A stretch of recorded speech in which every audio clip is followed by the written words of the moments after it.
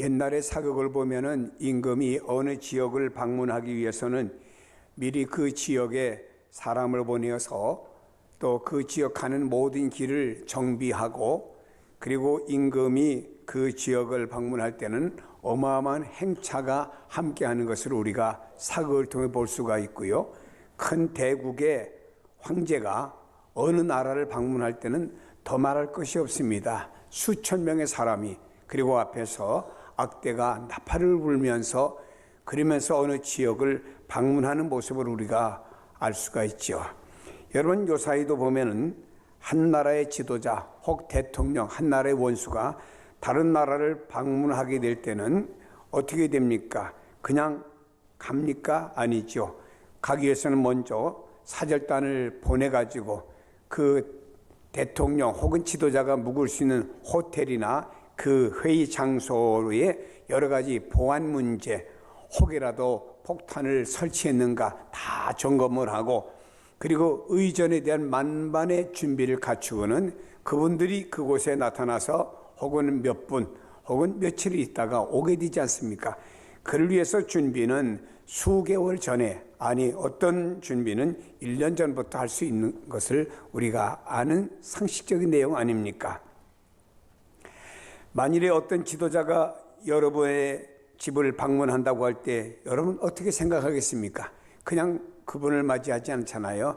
그분이 우리 집에 옴으로 인해서 우리 가정에는 영광이 되겠죠.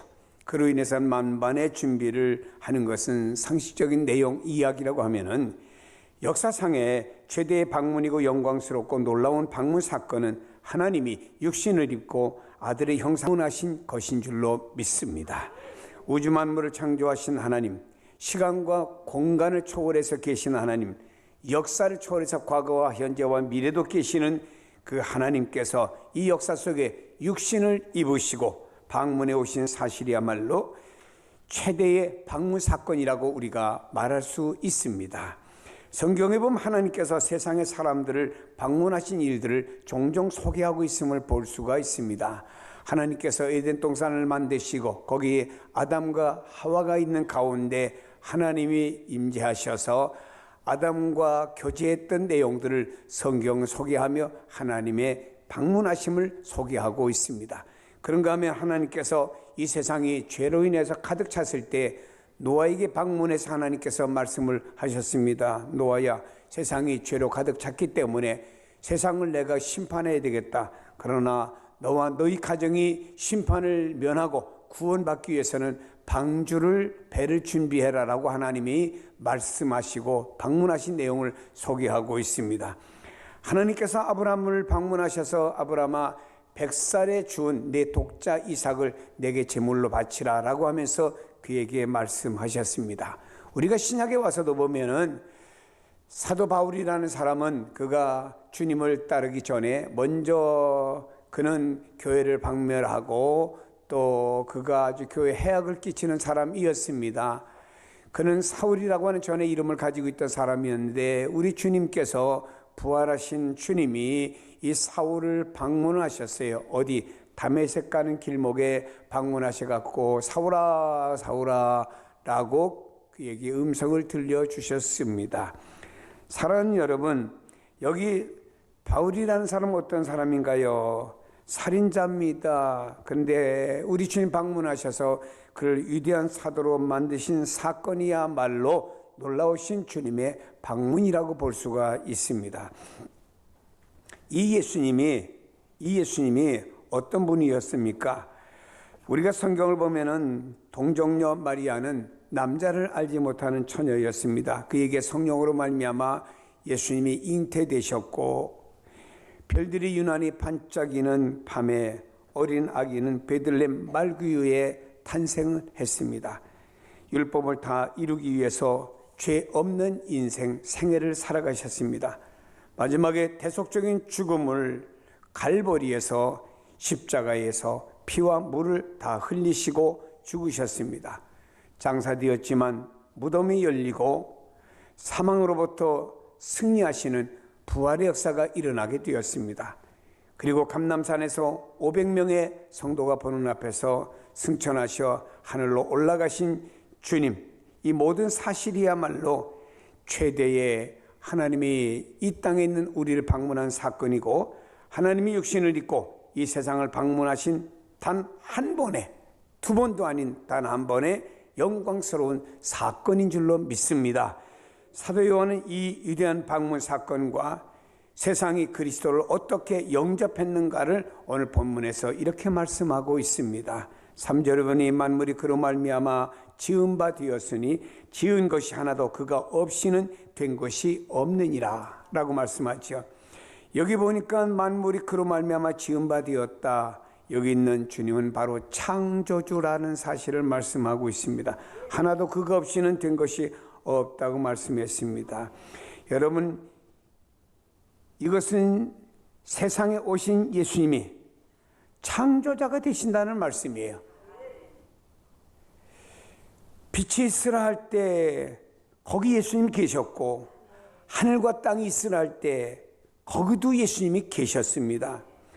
바로 이 창조주 하나님께서 우리의 구세주가 되기 위해서 이 세상에 우리를 찾아오신 겁니다.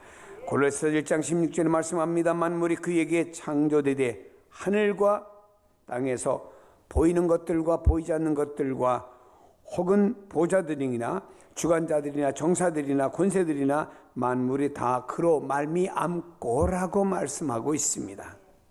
킬케골이라는 사람은 이렇게 말했어요. 예수님이 이 땅에 오신 사건을 마치 자기 나름대로의 어떤 비유를 든다고 하면은, 어느 공장의 직원의 형편을 알기 위해서 임금이 기름때 묻은 직원의 옷을 입고 변장해서 공장에 찾아와서 공장 직원들과 함께 어울려 대화도 나누고 공장의 여러 가지 형편을 알고, 그 공장을 다시 떠날 때는 그 기름때 묻은 옷을 다 벗어버리고 영광스러운 왕복을 갈아입고 떠나려고 하니까 사람들이 놀라 다 그 앞에 엎드려 경배했다. 이와 같이 예수님은 하나님의 영광의 옷을 입고 그대로 세상에 오신 것이 아니라 세상에 천한 사람의 옷을 입고 이 땅에 오셔서 구속사역을 완성하시고 승천하신 분이라고 비유해서 우리에게 소개하고 있습니다. 세상을 방문하신 예수님은 바로 창조자가 되시는 위대하신 분으로, 이 위대하신 예수님께서 이 세상을 방문하신 사건은 사상 최대의 방문인 줄로 믿습니다. 다시 말해 세상은 하나님이 지으셨고 그분 것이며 그분이 차례대로 만들으셨어요. 빛이 있으라 궁창이 있으라. 이것은 하나님은 세상으로부터 멀리 떨어진 어떤 곳에 초월적인 존재로 계시면서 세상에 일어나고 있는 모든 일에 대해서 무관심하거나 냉담한 분이 아니라 이 말입니다. 그분은 심지어 가장 미미한 개인의 어떤 사건, 여러분들이 먹고 마시며 커피 마시며 주스 마시는 사건 모든 하나까지도 다 아시고 보시는 그 주님 하나님, 보잘것없고 나 같은 존재는 그저 누가 알아주지도 않아. 나는 뭐 나이가 많아. 매일 가서 박스를 주워가지고 네 아까에 그걸 담아서 팔아가지고 몇천 원 받아갖고 근근히 살아가는 나를 세상은 누구도 알아주지 않아 라고 하지만, 이런 사람조차도 주님은 깊은 관심을 갖고 계시는 주님이신 줄로 믿습니다. 그분은 세상의 모든 일, 모든 사람에 대해서 다 아시는데 어디까지 우리의 생각까지도 돌아보시며 아시며, 넌 참 좋은 생각 갖고 있다. 이웃을 위해서 아름다운 생각을 가지고 있다. 내 생각은 너무 아름다워 긍정이야. 내 생각은 왜 이렇게 부정이고 내 생각은 왜 이렇게 나쁜 생각을 갖느냐. 이런 생각까지 다 아시는 하나님이라고 소개하고 있습니다. 그 하나님께서 예수 그리스도의 모습으로 성탄하셔서 우리에게 찾아오셨습니다. 만왕의 왕 창조주가 여러분을 찾아온 줄로 믿으시기를 바랍니다. 그럼 왜 오셨습니까? 방문하신 목적이 있잖아요. 여러분 어디 가셔도 그 목적이 있어서 방문하는 것 아닙니까? 하나님의 독생자 예수께서 이 세상에 오신 목적은 오직 한 가지 이유입니다. 한 가지 이유 때문에 오셨어요. 많은 이유가 아닙니다. 딱 한 가지 이유 때문에 이 세상에 오신 겁니다. 하나님은 타락하고 범죄의 지옥으로 떨어지는 인간을 구원해 주시려고 독생자 예수 그리스도를 보내주셔서 구원의 길을 예비해 주신 줄로 믿습니다. 하나님 독생자 예수님은 어린 아기로 오셔서 성장하시는 가운데 부유한 집에서 성장하지 않으셨습니다. 그는 목수의 아들의 집에서 목수의 아들로서 그 어린 시절을 보내게 되었습니다. 그러니까 주님은 당시 아주 서민층에서 사셨어요. 주님이 사셨던 집을 지금도 성지순례 가보면요, 주님 우리 식으로만 반지하에서 사셨어요.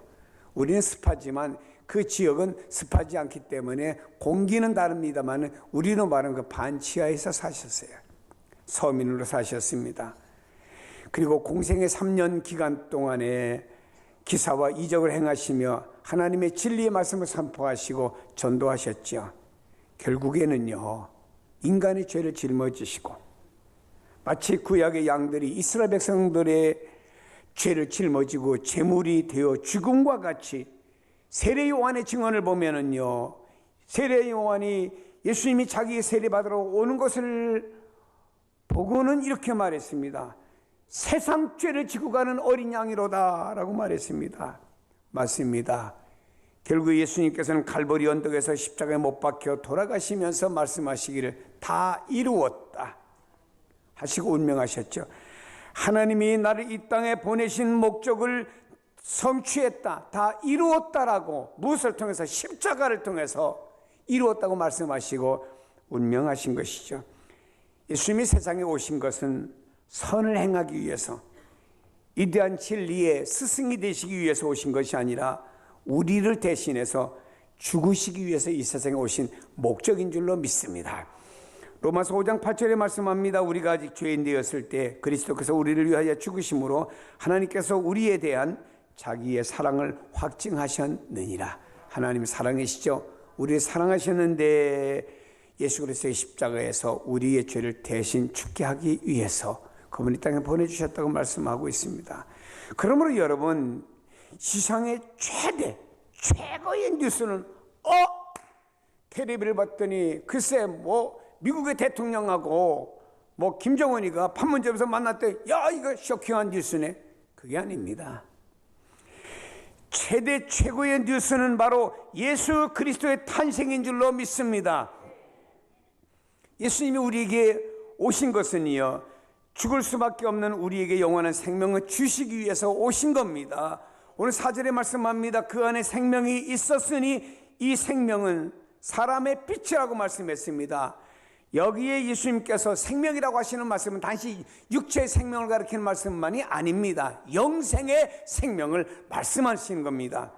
요한복음 10장 16절에 말씀합니다. 내가 온 것은 양으로 생명을 얻게 하고 더 풍성히 얻게 하려 하는 것이라. 더 풍성히 얻는다고 하는 말은 바로 영생을 말씀하는 줄로 믿습니다. 요한복음 11장 25절에 말씀합니다. 예수께서 가라사대 나는 부활이여 생명이니 나를 믿는 자는 죽어도 살겠고, 무슨 생명인가요? 영생의 생명을 말씀했습니다. 예수 그리스도만이 영원한 생명을 주실 수 있고 그분만이 영원한 생명의 주인이신 줄로 믿습니다. 미국에서 의료 선교사 한 분이 중국으로 갔습니다. 그래서 열심히 이렇게 의사로서 병을 고쳐주며 선교하고 있습니다. 근데 많은 사람이 중국에 이상한 그 돌림병이, 전염병이 생겨가지고 많은 사람이 죽어가요. 그래서 이 의사된 선교사가 아무리 자기가 준 의학 서적을 뒤져봐도 이런 병은 이름 모를 병입니다. 그래서 그가 아무리 환자들을 치료해줘도 낫지를 않습니다. 그는 환자를 찾아다니면서 이 환자가 고열이 있느냐, 어떠냐, 무엇 때문에 그냥 다 음식을 먹고 나서 어떡하냐, 그 환자에 대해서 찾아다니면서 다 그 증세에 대해서 메모를 했습니다. 그리고 나서 치료 방법을 연구했으나 중국에서는요, 연구할 수 있는 의료 연구소가 없어요. 그래서 그는 할 수 없이 병균을, 그 사람들이 아는 병균을 튜브에 담아가지고 연구소가 있는 미국으로 왔습니다. 그래서 미국으로 돌아와서 뉴욕에 도착해 보니까 튜브 속에 있는 병균이 다 죽어가는 거예요. 의미가 없는 겁니다. 그의 노력은 수표로 돌아가고 말았습니다. 선교사는 다시 중국으로 왔어요. 어떻게 하면 좋을까 하다가 그 병균을 찾아가지고 그 병균을 자기 몸속에다 주입시킨 거예요. 그러니까 이 몸속에 돌아다니면서 병균이 살아있지 않습니까? 그러니 많은 중국 사람들이 그 병으로 죽어가듯이 이 선교사도 죽을 확률이 큰 겁니다. 그리고는 이 선교사가 다시 또 미국으로 왔습니다. 그래서 미국의 존스 홈키스라고 하는 병원에 들어가서 자기 몸속에 있는 이 병균을 그 병원에서 실험하도록 자기 자신을 내어주었습니다. 병원에서는 이 사람의 몸속에 있는 모든 상태와 그리고 이 사람이 그 연구한 기록문을 다 가지고 연구하기 시작했어요. 그래서 이 사람의 병을 고칠 수 있는 치료 백신을 발명을 했죠. 그래서 이 백신을 갖다가 이 의사 선교사에게 주입했더니 의사 선교사가 나음을 입었습니다. 이 백신을 가지고 이 의사인 선교사가 다시 중국으로 온 겁니다. 그래서 이 백신으로 많은 사람을 주사 줌으로 인해서 수천 명의 사람이 죽을 수밖에 없던 상황 속에서 살아났다고 하는 선교한 페이지에 유명한 일화 이야기가 있습니다. 예수님의 오심도 죄로 인해 죽어가는 인류를 보시고 이 죄악의 병에서 인류를 구원하시기 위해서 예수님은 백신을 발명한 것이 아니고 인류를 구원하시기 위해서 주님은 이 땅에 오셔서 그 죄를 위해서 자기 자신을 십자가에 못 박으신 겁니다. 돌아가신 거예요. 그래서 누구든지 저를 믿는 자는 멸망치 않고 구원 얻는 은혜를 베풀어 주신 줄로 믿습니다. 마가복음 10장 45절에 말씀합니다. 인자의 온 것은 섬김을 받으려 함이 아니라 도리어 섬기려 하고 자기의 목숨을, 예수님의 목숨을 많은 사람의 대속물로 주려 함이라. 예수님의 하나밖에 없는 목숨을 많은 사람 대속물로 줌으로 말미암아 그 사람을 살리기 위해서 어떻게 영생을 주기 위해서 이 땅에 오셨다라고 말씀하고 있습니다. 예수님이 세상을 방문하신 것은 죄악의 병으로 죽어가는 우리에게 구원의 은총을 베풀어 주기 위해서 영생을 주시기 위해서 십자가에 돌아가시기 위해서 성탄하신 줄로 아시기를 바랍니다. 근데 주님이 방문하셨을 때 세상은 어땠습니까? 11절에 보니까 자기 땅에 오면 자기 백성이 영접지 아니하였으나 방문했으나 이 세상의 사람들은요 주님을 영접지 않았습니다. 인류가 죄악으로 가득 찼다고 하는 표현을 이렇게 말씀한 것입니다. 인류의 최대 죄악이죠. 이 고마우신 예수님께서 구세주로 이 세상에 오셨으면요 할렐루야 그분을 영접하고 유대의 그 왕궁에서부터 말입니다 온 나라가 이런 우리 구세주가 오셨다고 축제가 벌어져야 될 것 아닙니까? 근데 그 백성들은 그 메시아 예수 그리스도 아기 예수를 영접지 아니하고 오히려 예수 그리스도를 배척하는 크나큰 죄악을 범하게 되었습니다. 역사에서 전쟁을 과거에 보면 일으킨 사람들이 많지요. 나폴레옹, 알렉산더, 히틀러 등등 많은 사람들이 전쟁을 일으켰습니다. 이 사람들의 전쟁으로 말미암아 많은 사람들이 죽었어요. 그 죽은 사람들로 이제 가족들이 얼마나 슬픔에 빠지겠습니까? 여러분 이런 지도자들은요 참 무서운 죄악을 범했어요. 나쁜 지도자들 참 역사에 보면 많습니다. 그들 지옥 가서 얼마나 고통당하는지 참. 여러분 이 사람들이 위해서 많은 사람들이 죽게 만들었고 그로 말미암아 가족들이 슬픔에 빠지게 한 것은 무서운 죄악입니다. 그러나 그보다 더 큰 죄악 가운데 있는 우리에게 용서와 축복을 가지고 오신 예수님의 손을 뿌리치고 배척한 거예요. 당시 사람들은 예수님을 영접지 아니할 뿐만 아니라 오히려 예수님의 등을 돌렸습니다. 그리고 예수님에게 없는 죄를 뒤집어 씌워가지고 예수님을 십자가에 죽이도록 한 것이 바로 유대인인 것입니다. 여러분 이 말씀을 보면은 현대를 사는 여러분들이 이렇게 말할 수가 있겠죠.